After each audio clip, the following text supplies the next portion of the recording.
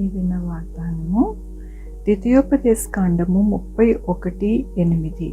నీ ముందర నడుచువాడు యెహోవా, ఆయన నీకు తోడైయుండును, ఆయన నిన్ను విడువడు, నిన్ను ఎడబాయడు. ఎంత గొప్ప వాగ్దానాన్ని దేవుడు మనకి అనుగ్రహిస్తూ ఉన్నారండి. ఈ దినం నా దేవుడు ఏమని సెలవిస్తూ ఉన్నారు అంటే, నీ ముందర నడుచువాడు యెహోవా, ఆయన నీకు తోడుగా ఉండి నిన్ను ఎన్నడూ కూడా విడవడు, ఎడబాయడు అని ఈ దినమున సెలవిస్తూ ఉన్నారు.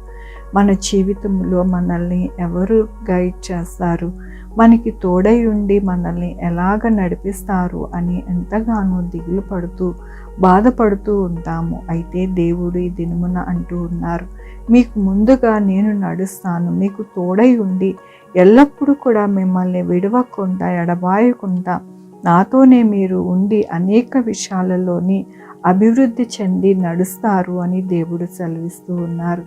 దేవుని వాక్యములోని నిబ్బరము కలిగి ధైర్యముగా ఉండుడి. ఎంత గొప్ప వాక్యాన్ని దేవుడు మనకి అనుగ్రహిస్తూ ఉన్నారండి. మనం మన జీవితంలో నిబ్బరము కలిగి ధైర్యముగా ఉండాలి అని దేవుడు సెలవిస్తూ ఉన్నారు. ఈ దినమున దేవుడు ఎంత గొప్ప వాక్యాన్ని అనుగ్రహిస్తూ ఉన్నారండి. నిబ్బరము కలిగి ధైర్యముగా ఉండండి అంటూ ఉన్నారు. మన యొక్క ధైర్యము, నిబ్బరము యేసే. ఆయనే మన జీవితంలో ఎల్లప్పుడూ కూడా మనకి ధైర్యాన్ని, నిబ్బరాన్ని కలగజేసే దేవుడు. కాబట్టి నీ దినమున అంటూ ఉన్నారు, మీరు ధైర్యముగా ఉండండి, నిబ్బరము కలిగి ఉండండి. ఎందుకు అనగా మిమ్మల్ని విడవను, ఎడబాయను. మీరు ఎల్లప్పుడూ కూడా సంతోషించేవారిగా ఉంటారు. మీకు ముందుగా నేను నడుస్తాను, నేను మీకు తోడై ఉంటాను అని దినమున సెలవిస్తూ ఉన్నారు.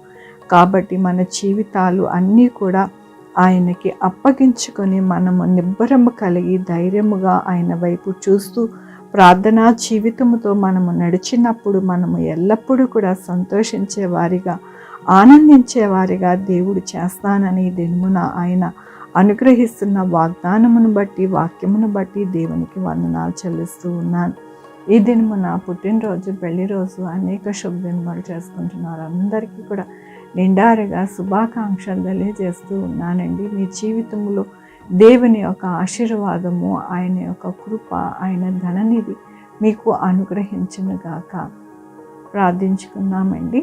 యెహోవా దేవా, నా తండ్రి, నా ప్రభా, మీ కృపా కనికరస్తాను బట్టి అవును నాయన, నా తండ్రి, మీరు మాకు తోడై ఉండి మమ్మల్ని ఎల్లప్పుడూ కూడా నడిపించే దేవుడు, మమ్మల్ని విడవక నాయన మీ యొక్క కృపతో నడిపించే దేవుడు అని మేము నిబ్బరము కలిగి ధైర్యముగా ఉండే వారిగా ఉండాలి అని మరొకసారి మీరు మమ్మల్ని బలపరిచినందుకు, స్థిరపరిచినందుకు మీకు వందనాలు చెల్లిస్తూ ఉన్నారు.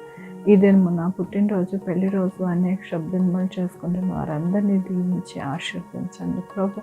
మా కొరకు ప్రార్థించమన్న వారినైనా వారిని, వారి యొక్క బిడ్డల్ని నా ప్రభు, వారి భవిష్యత్తుని నాయన మీ యొక్క కృపలో భద్రపరిచి నడిపించండి. వారి ఆరోగ్యము, వారి చేయ పనులు, వారి ఉద్యోగము నాయన, ఇంకా ఏది కావాలనుకుంటున్నాం అన్నీ కూడా అనుగ్రహించండి.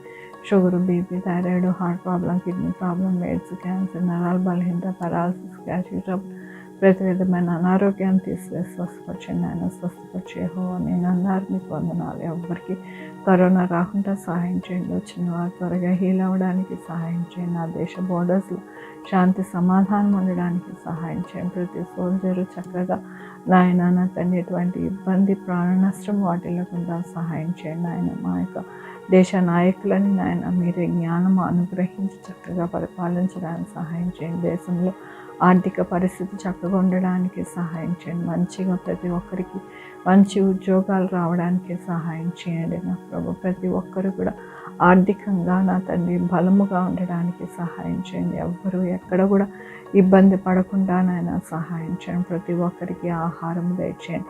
ప్రతి ఒక్కరికి నాయన మీరు తోడయండి నాయన, వారికి కావాల్సిన అవసరత అంతా తీర్చండి నా ప్రభు.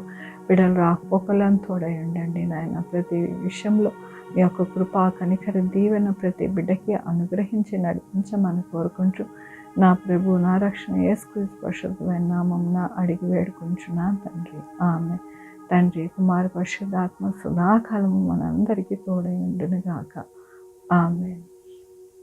God bless you.